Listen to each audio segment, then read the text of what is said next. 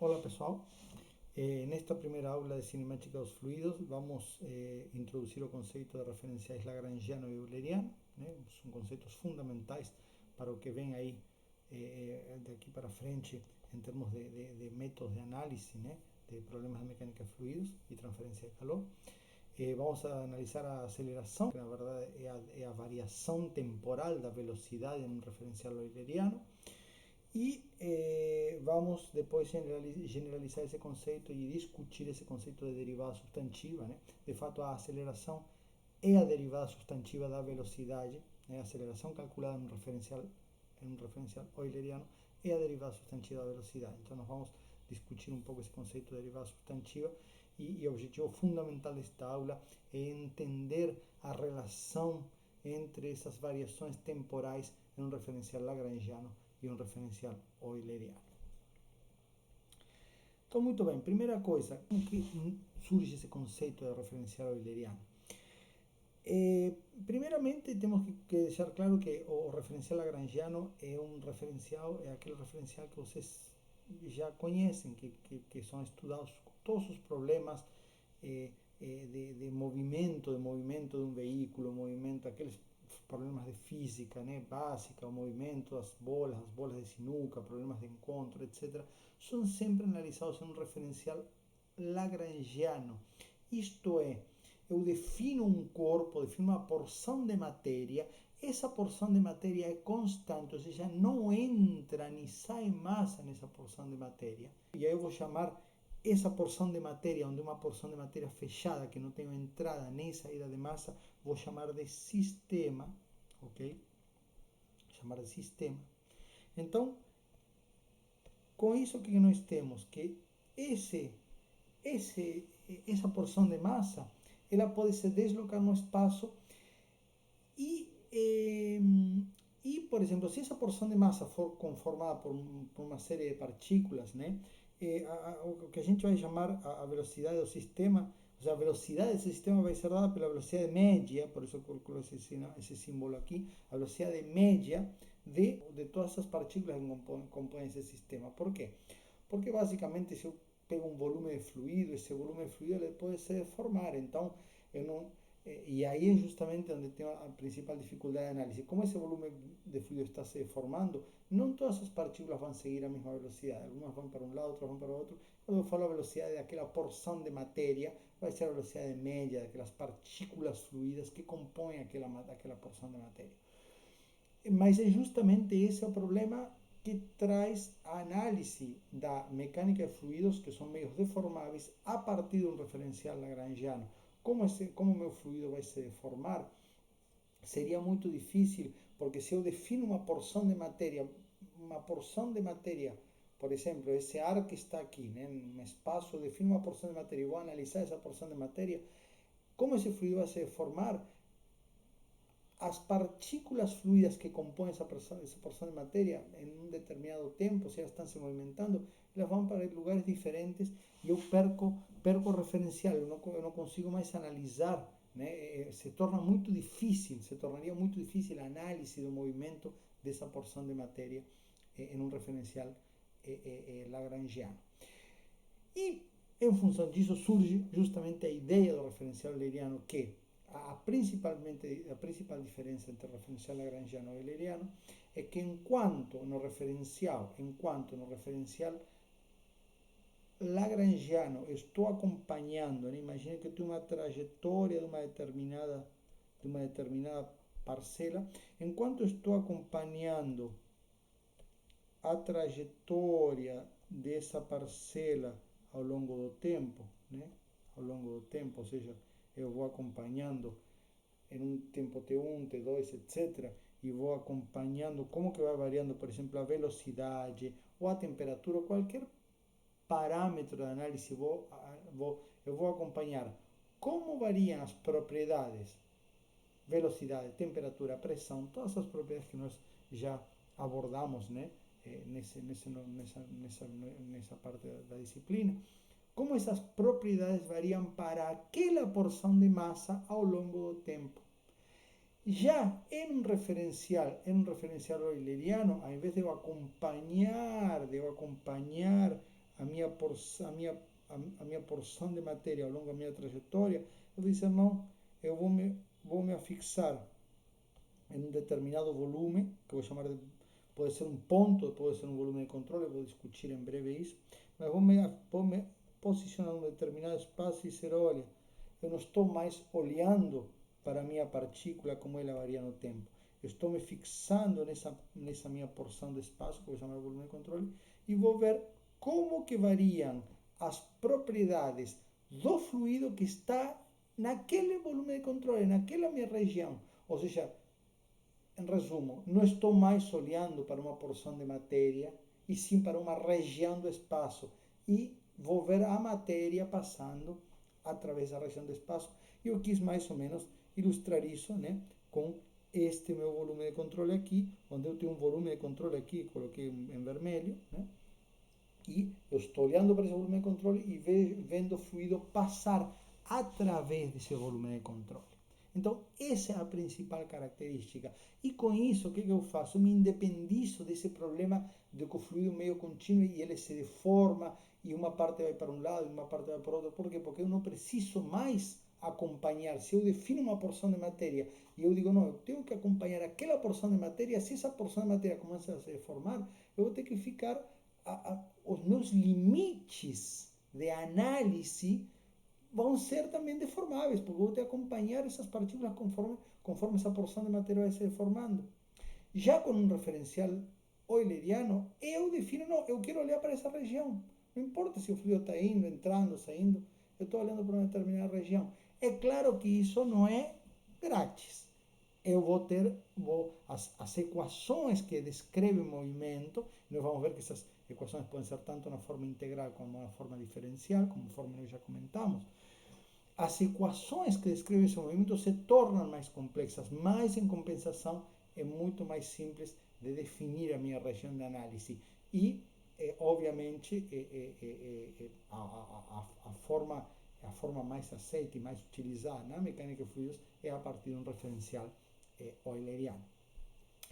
E outro aspecto que também queria comentar é que esse referencial euleriano, né, assim como o referencial lagrangiano pode se referir a uma porção de massa finita, a uma porção de massa finita que eu estou ilustrando aqui, né, uma porção de massa que eu defino, e essa porção de massa vai se formar e vai para um lado, vai para o outro, ele também pode ser referido a uma partícula fluida.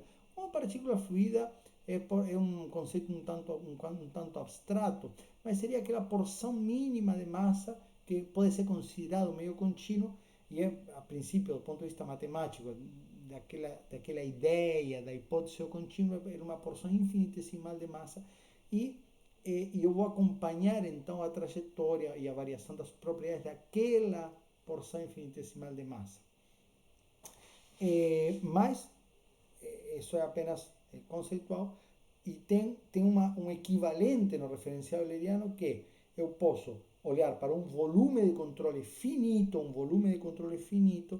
e um volume que eu quis ilustrar, embora se fosse, é claro que um volume infinitesimal não poderia enxergar porque ele é infinitamente pequeno, mas que eu quis ilustrar aqui, né, como dizendo, olha, eu posso estar olhando para um ponto, ao invés de estar olhando para um volume, que seria um referencial euleriano, numa análise integral, numa análise de volume de controle, eu posso estar olhando para um ponto e vendo como as partículas fluidas passam por esse ponto. E, de novo, o mesmo conceito se aplica. Ao invés de eu acompanhar a trajetória de uma partícula fluida e ir observando como essa partícula vai se movimentando, eu vou fixar o meu referencial.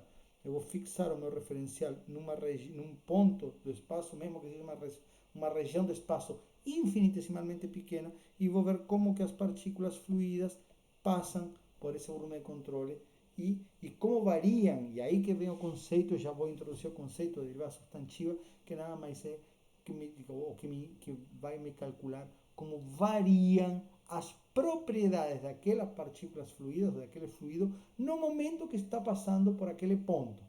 Né? E eu chamo de um volume que eu chamo de diferencial, né? Que eu chamo de um ponto, mas para ser um pouquinho mais digamos, para melhorar o entendimento, a gente pode pensar que um ponto nada mais é do que um volume de controle muito pequeno. Então, nós já fizemos algum exercício desse tipo, quando, por exemplo, definimos a equação de hidrostática, onde nós analisamos uma série de fenômenos, por exemplo, as forças de pressão num volume, um volume finito, e depois fazemos esse volume tender a zero para obter um volume infinitesimal. Então, esse conceito de ponto, quando a gente chama de ponto, na verdade, é um volume muito pequeno, um volume que tende a zero.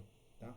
Mas o conceito, é importante deixar claro que o conceito de referencial euleriano não, ou seja, pode ser aplicado a um volume ou a um ponto, mas o conceito de referencial euleriano não está associado à questão de ser integral ou diferencial, mas o conceito está associado a que eu estou olhando para uma região de espaço, né, e vendo o fluido passar através da região do espaço, que é diferente de se eu estou acompanhando uma determinada porção de massa ou uma partícula diferencial ao longo da sua trajetória, ok? Então, essa é a principal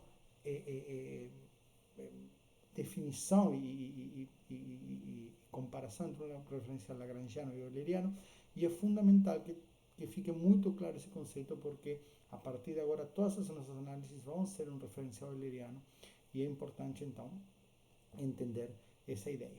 E como nós já comentamos também, quando definimos o conceito de campos, que é justamente esse conceito de campos, onde eu tenho uma variável agora, que é uma variável que está associada a um espaço, ou seja, eu tenho uma velocidade, por exemplo, poderiam ser outras variáveis, como por exemplo, temperatura, que também pode ser uma temperatura que varia na minha dimensão espacial e também no tempo. Então, outras variáveis posso definir, mas todas as minhas variáveis agora variam no espaço, eu tenho uma variação espacial. E por que esse conceito? Por que esse conceito de campo, ou seja, de uma variável, de uma distribuição espacial de uma variável, está associado a um referencial euleriano? É justamente porque eu vou dizer, em cada ponto eu vou ter uma temperatura, uma velocidade, uma pressão, e vou dizer, bom, a pressão, a velocidade da minha partícula, quando ela está no ponto aqui, por exemplo, num ponto aqui, né, que eu vou chamar de um ponto x, y, z, então, a velocidade em um determinado ponto da partícula, quando ela está naquele meu ponto de análise, é aquela velocidade daquele ponto. Quando essa partícula saiu do meu ponto de análise, tudo bem, ela vai ter outra velocidade, mas eu estou olhando para aquela região do espaço. Diferentemente de um referencial lagrangiano, onde eu vou ter uma partícula e vou estar acompanhando essa partícula. Então agora vai ser, a minha velocidade vai ser a velocidade da partícula, que depende do tempo.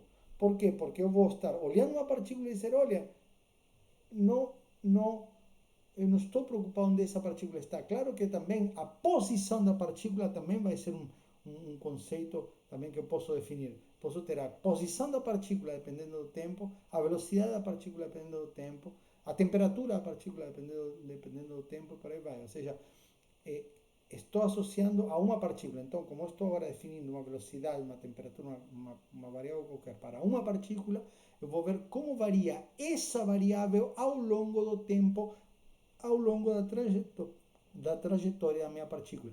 Diferente do caso euleriano, onde eu estou olhando para uma região ou para um ponto e vou ver vou estar olhando como variam as propriedades naquele ponto conforme o meu fluido passa, mas eu vou estar olhando para uma região específica no espaço. Então, muito bem, definido o conceito de referencial lagrangiano-euleriano, vamos definir agora de forma matemática apenas a aceleração. Ok? Vamos definir apenas de forma matemática a aceleração e eu vou depois, através de uma discussão, né, no meu quadro aqui, no meu quadro virtual aqui, discutir um pouquinho melhor esse conceito de derivada substantiva para que a gente possa entender melhor como funciona.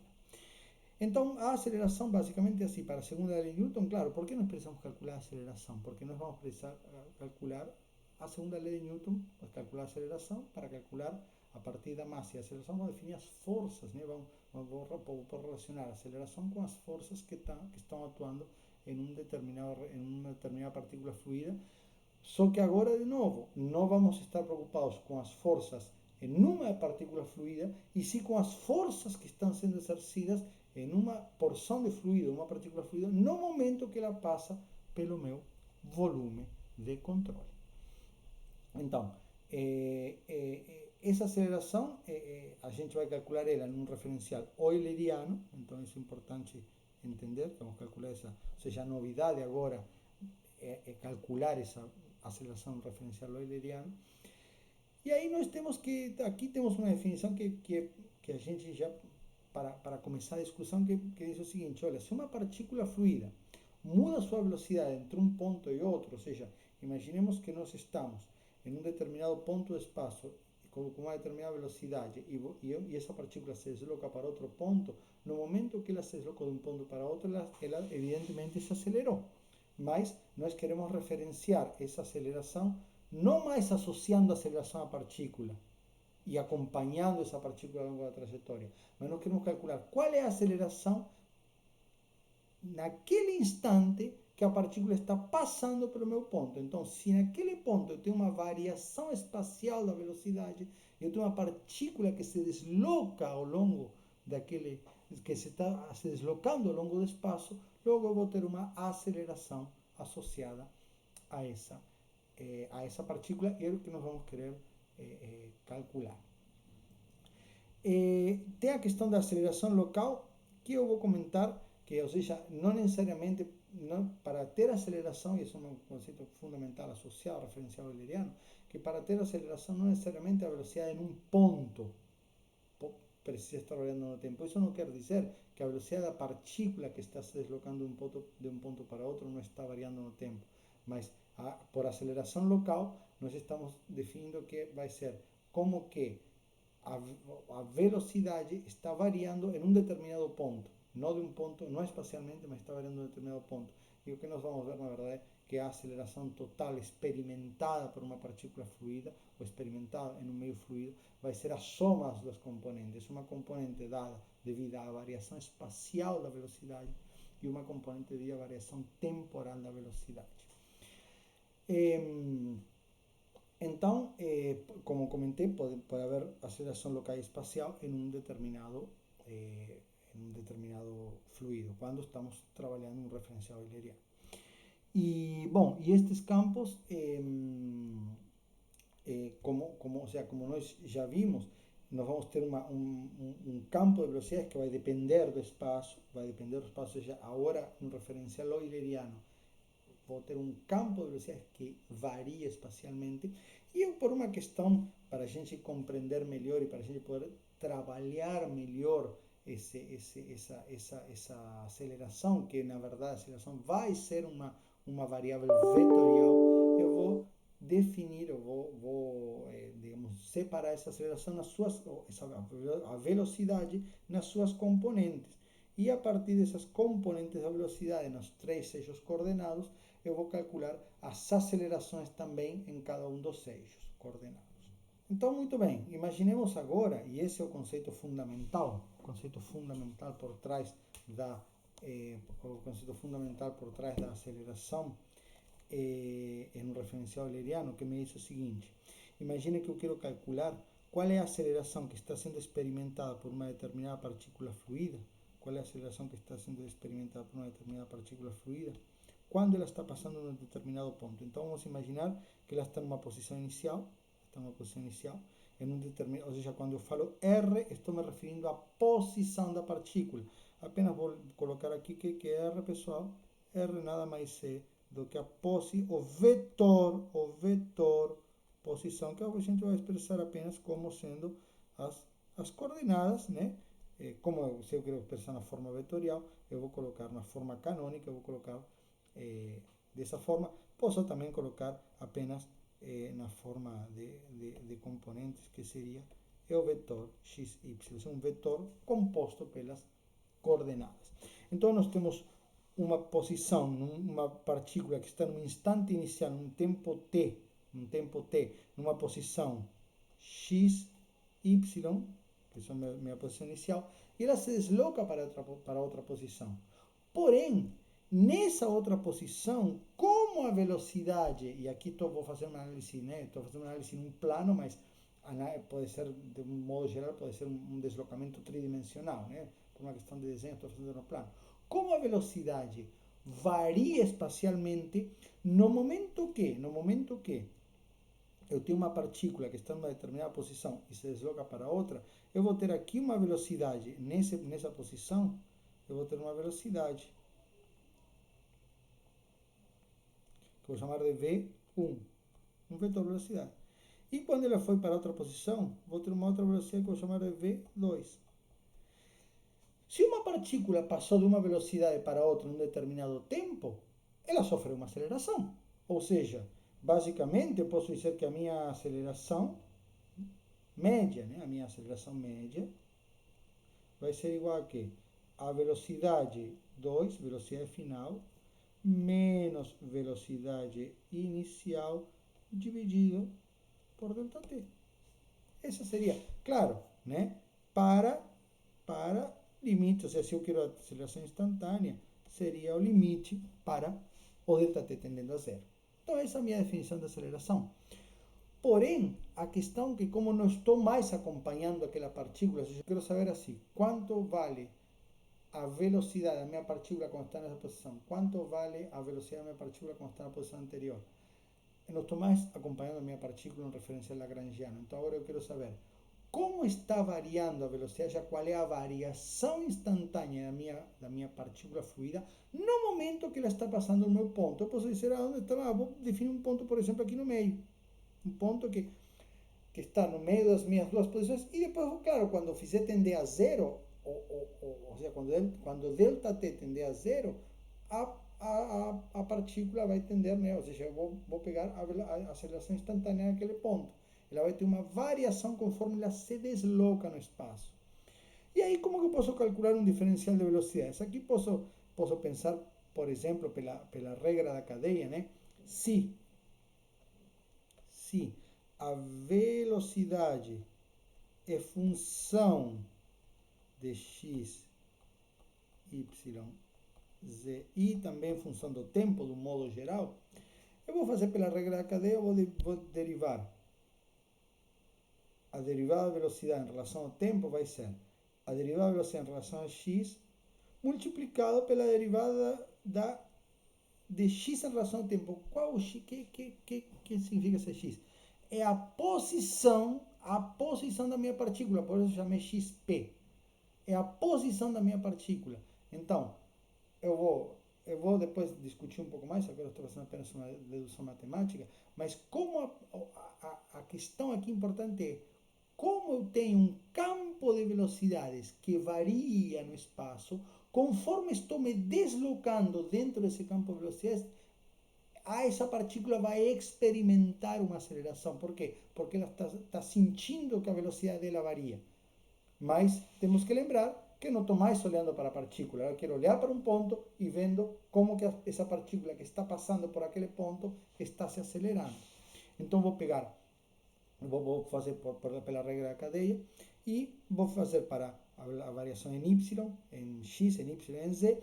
E aqui, pessoal, só para colocar, eu não coloquei, mas só para colocar, aqui temos, aplicando a regra da cadeia, dt a dt, ou seja, é a variação da velocidade em relação a z multiplicado pela variação da posição c, ou seja, da componente z da posição da partícula em relação ao tempo. A mesma coisa para y. E aqui teríamos, quando eu derivo a velocidade em relação ao tempo, porque ela também é função do tempo, eu teria que multiplicar por essa derivada aqui, só que a derivada do tempo em relação ao tempo é 1. Por isso que ela não apareceu. Tá, okay? Só para esclarecer aí. Só que aí o que eu identifico? Que esta variação da posição, né? A variação das coordenadas onde aquela partícula está naquele instante, em relação ao tempo, nada mais são do que as componentes da velocidade. A variação da componente y da trajetória da partícula em relação ao tempo é a velocidade na direção y. E a mesma coisa para a velocidade na direção z. Então, dessa forma, eu chego na minha definição, agora matemática, nós vamos em breve discutir um pouquinho mais, melhor essas equações, mas a definição matemática da aceleração. E é uma notação usualmente utilizada, né? Eu vou pedir que vocês mostrem esta equação, principalmente mostrar que este termo aí corresponde, né, um produto escalar da velocidade com um gradiente. Então façam aí lembrem-se que a velocidade é um vetor, então vou pedir para vocês como deixar como tarefa que vocês provem essa fórmula, podemos discutir depois na aula síncrona. E aqui nas componentes, ou seja, e uma dica que eu deixo para provar ou para mostrar essa fórmula é separar as minhas velocidades nas componentes e trabalhar com essa forma nas componentes, ou seja, separar, lembrando que isso aqui é um vetor, ok? Isso aqui é um vetor, então para vocês poderem fazer esse produto escalar de uma forma mais fácil, mais simples, eu sugiro separar nas componentes da velocidade. Então, agora nós vamos, a partir de uma análise de uma situação mais simplificada, que é uma situação unidimensional, onde eu tenho um deslocamento de uma partícula apenas na direção x, neste caso, eu vou calcular agora, então, a variação temporal, ou seja, o nosso objetivo agora é calcular a variação temporal da temperatura. Por que estou analisando agora a temperatura? Porque nós vamos ver, estou tentando tornar independente, ou seja, nós vamos ver que as variações temporais estão associadas às variações espaciais da minha variável que estou analisando e a velocidade do meu escoamento naquele ponto, a velocidade que a minha partícula fluida está passando, com a qual está passando por aquele ponto.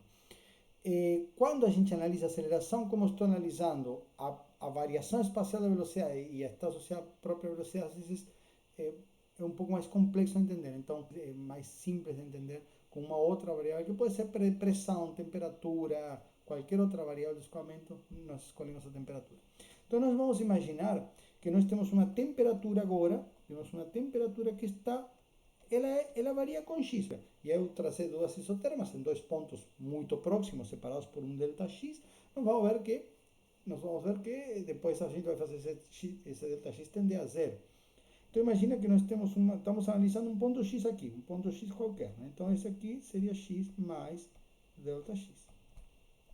Nós temos uma temperatura inicial, uma temperatura final, e nós temos uma velocidade que neste caso v, vou considerar apenas um u, e, ou seja, ela tem apenas deslocamento na direção x.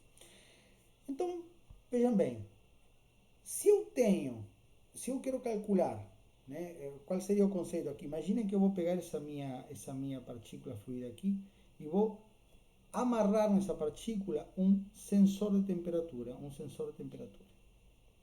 E ela então vai sentindo, como esse sensor vai medir a temperatura.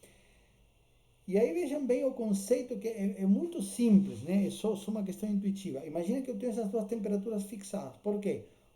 E aí que está o grande conceito. Eu não estou aqui preocupado com a temperatura da partícula. Isso é referencial lagrangiano. Agora eu tenho uma temperatura que é função do espaço e ela já está determinada. Temperatura 1, temperatura 2 naquela região. Aí eu pego esse sensor e eu vou medindo a temperatura com o tempo, E aí vejam bem, e essa que é a parte que tem que entender, essa física é fundamental. Se eu passo rápido, ou seja, se eu atravesso com uma velocidade muito alta essa minha região das isotermas, com uma velocidade U muito grande, o que vai acontecer? Eu vou sentir uma variação muito rápida, ou seja, esse sensor vai sentir que a temperatura está variando muito rápido. O que significa que a temperatura está variando muito rápido? Que a derivada da temperatura no tempo é grande. Agora, se eu passo devagar por essas duas isotermas, eu vou sentir, esse sensor vai medir uma temperatura vai variar mais devagar. Concretamente, vou pegar esse sensor, a medida, né? Imagina que ele está catando as temperaturas e anotando uma tabelinha. Então agora vou plotar, agora, não mais com espaço, mas vou plotar a variação da temperatura, não mais com espaço, mas com tempo. Então imagine o seguinte, imaginem que eu passei com essa velocidade, com uma velocidade U1, uma velocidade U que estou atravessando aqui esse meu sistema. Então vou dizer que para uma velocidade mais rápida, vai ter uma variação mais rápida da temperatura, ou seja, vou ter uma variação da temperatura, digamos, né? Ele vai, em um tempo mais curto, eu vou ter aqui uma temperatura T1 e aqui uma temperatura T2. Vejam que estou agora, né, plotando essas variações com o tempo. Então imagine o seguinte, eu vou ter agora, eu vou de uma temperatura T1 para uma temperatura 2 em um curto espaço de tempo. Se eu estou com uma velocidade mais lenta, digamos assim, uma velocidade mais lenta, ele vai demorar um tempo maior, né? Demorar um tempo maior para ir de uma temperatura T1 até uma temperatura T2, ok? Vai demorar mais, ok? Um delta T maior, ok? Então, qual é digamos, a conclusão aqui? Que quanto mais rápido está se deslocando a partícula ao longo de um campo de temperaturas que varia no espaço, maior vai ser essa variação que essa partícula vai sentir. Mas insisto, não estou olhando para a partícula, estou olhando para um ponto determinado, por exemplo, um ponto X no espaço, né?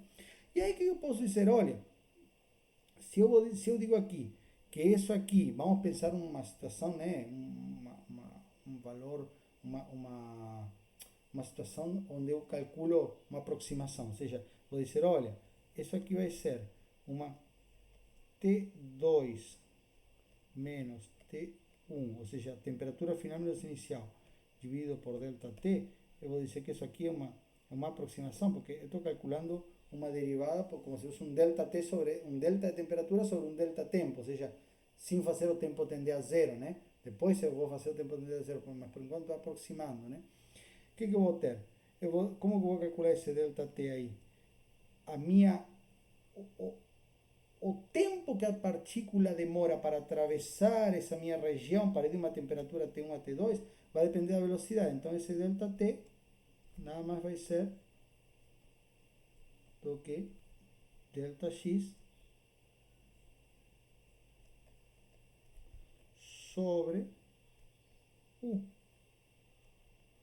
Ok? E aí, substituindo, vou ter aqui dt a dt vai ser igual aqui a delta t. Vamos dizer que esse termo aqui, chamar de delta t para facilitar, né? Delta t vai ser um delta t dividido por delta x sobre U. Ou, e é claro que aqui estou considerando uma situação simplificada, ou seja, uma situação de uma variação média, mas claro que se eu fizer o delta x tender a zero, o delta t, ou seja, vejam bem, se essa distância depende de delta t, quando o delta t tende a zero, o delta x automaticamente vai tender a zero também, ou seja, é instantaneamente, qual é a variação instantânea da temperatura da partícula quando ela está passando por aquela regiãozinha, por aquele ponto. Então, na verdade, o que nós vamos ter aqui, né, quando delta t tende a zero, nós vamos ter U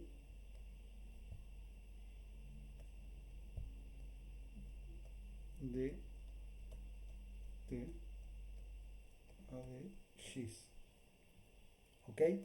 E aqui, pessoal, isso nada mais é do que o que nós tínhamos visto para o caso da, eh, para o caso eh, da aceleração, que é o produto da velocidade multiplicando pela variação espacial. Ou seja, se eu tenho uma variação espacial, ou seja, se a diferença entre T1 e T2 é muito grande, a diferença entre T1 e T2 é muito grande, ou seja, que significa que em uma determinada região do espaço há uma variação muito abrupta da temperatura, eu vou ter uma variação, a partícula vai sentir uma variação temporal também abrupta.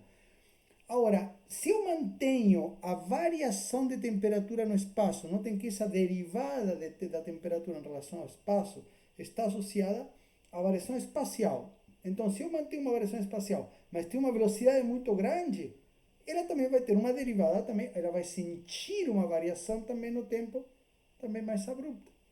Ok? Então, é um produto. Essa derivada substantiva é justamente um produto dos dois, da velocidade e da variação espacial. E que é o que, de uma forma tridimensional, nós observamos na situação da aceleração, no caso da velocidade. E agora, então, para concluir esse conceito e generalizar de alguma forma para uma situação tridimensional que vai nos levar àquela ideia de derivada substantiva que nós vimos para o caso da velocidade, eu vou apresentar a mesma análise também para a temperatura, porém, nesse caso, considerando agora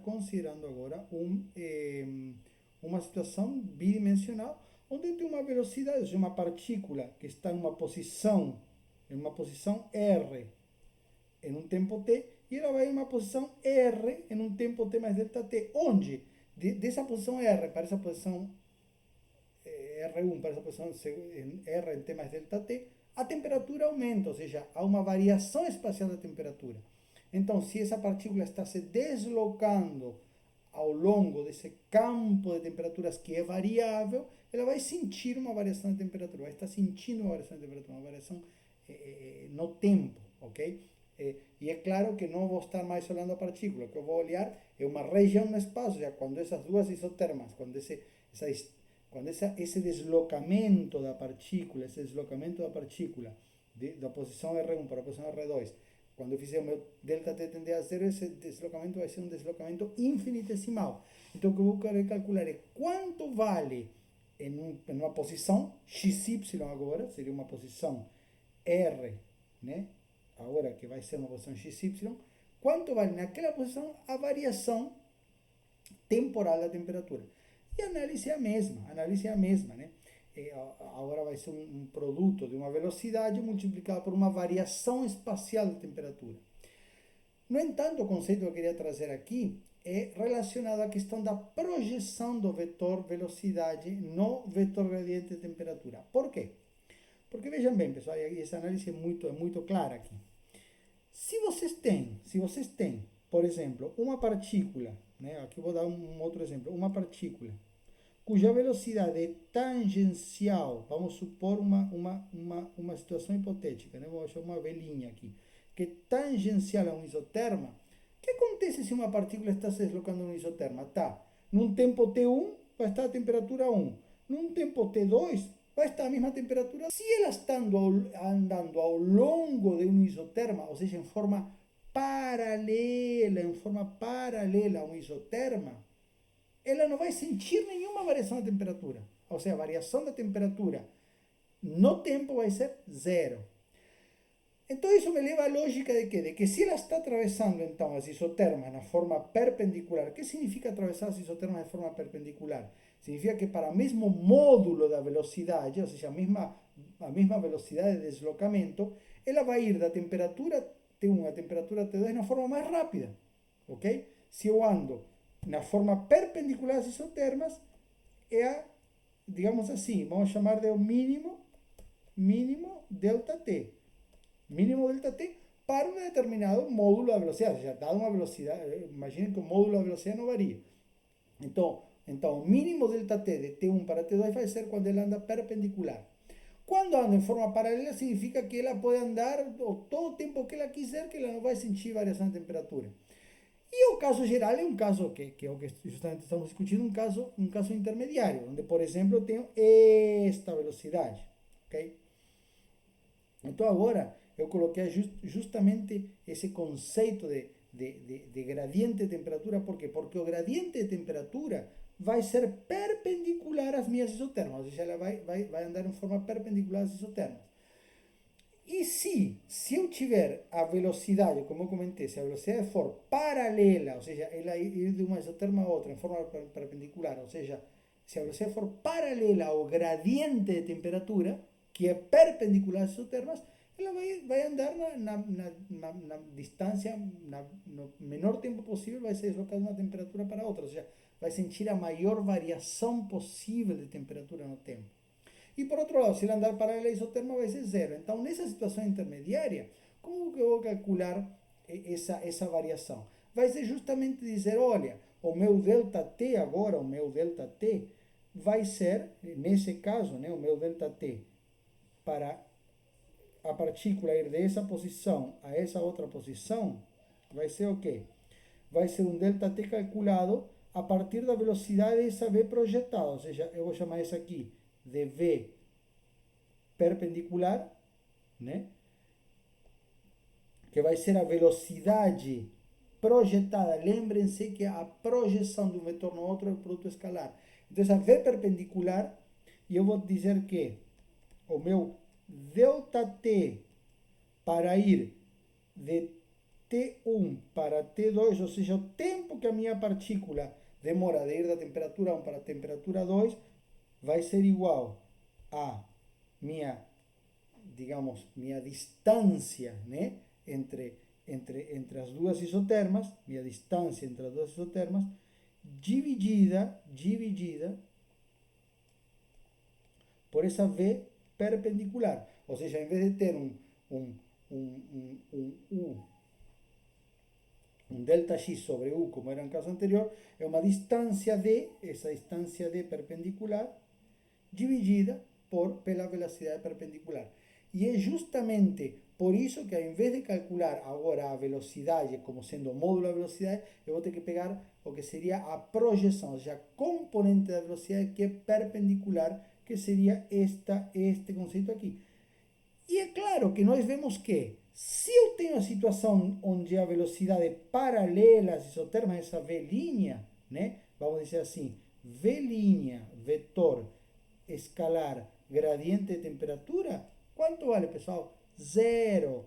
Por que zero? Porque o vetor, se o gradiente de temperatura é perpendicular à isoterma e eu tenho uma velocidade que é paralela às isotermas, o produto escalar entre dois vetores que são perpendiculares é zero. E o produto escalar entre dois vetores paralelos, ou seja, se eu tivesse uma velocidade ao longo, ou seja, que é perpendicular às minhas isotermas, o produto escalar entre o gradiente de temperatura e a velocidade seria o valor máximo, ou seja, seria o valor o mínimo tempo possível para que a partícula se desloque da temperatura 1 para a temperatura 2, ok? E, para finalizar, somado a isso, nós vamos ter o seguinte, se eu tenho agora vamos imaginar outra situação, né? Vamos imaginar que eu tenho uma partícula aqui, em um tempo aqui, que está parada, está lá parada. Só que agora eu vou pegar a minha temperatura T2 e diminuir com o tempo, ou seja, vou dizer, ou aumentar com o tempo. Então, vou dizer que existe uma variação. E eu notem que eu estou usando uma derivada agora parcial, porque não estou mais falando daquela derivada total, ou seja, não estou falando da variação da temperatura que a partícula está sentindo. Estou falando apenas de dizer, olha, em um determinado ponto no espaço, a minha temperatura ela pode ser função do espaço e do tempo também. Então, de um modo geral, ela vai variar com o tempo. Então, imaginemos agora o seguinte, imaginemos que tem uma partícula com velocidade zero, vamos fazer uma composição agora. Imaginemos que nós temos uma partícula com velocidade zero posicionada aqui. Qual é a variação temporal que ela vai sentir? Vai ser essa aqui. E agora nós vamos então compor as duas coisas. Vamos dizer que, né, para concluir, a variação da temperatura em relação ao tempo que essa partícula está sentindo vai ser a composição de quê?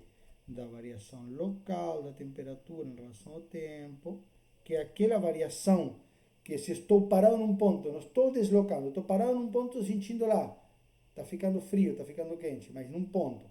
Somada com o que eu vou chamar de componente espacial da derivada substantiva, que seria a minha velocidade escalar gradiente de temperatura.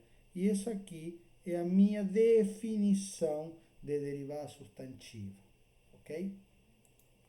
Então agora, voltando, o conceito é o mesmo. Nós podemos imaginar que nós temos aqui uma partícula fluida, nós temos uma região com uma determinada velocidade, vamos chamar de V1, uma outra isovelocidade, já são linhas de igual velocidade, V2, e se uma partícula está indo com uma determinada, ela está indo com uma determinada velocidade de um ponto para outro, né, de um ponto para outro, ela vai estar sentindo uma aceleração.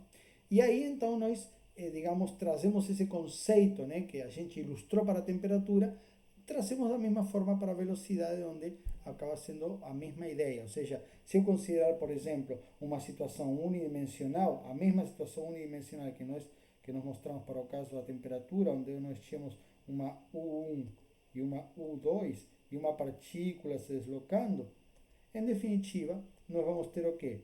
Que a variação temporal da velocidade U, a variação temporal da velocidade U, vai ser U2 menos U1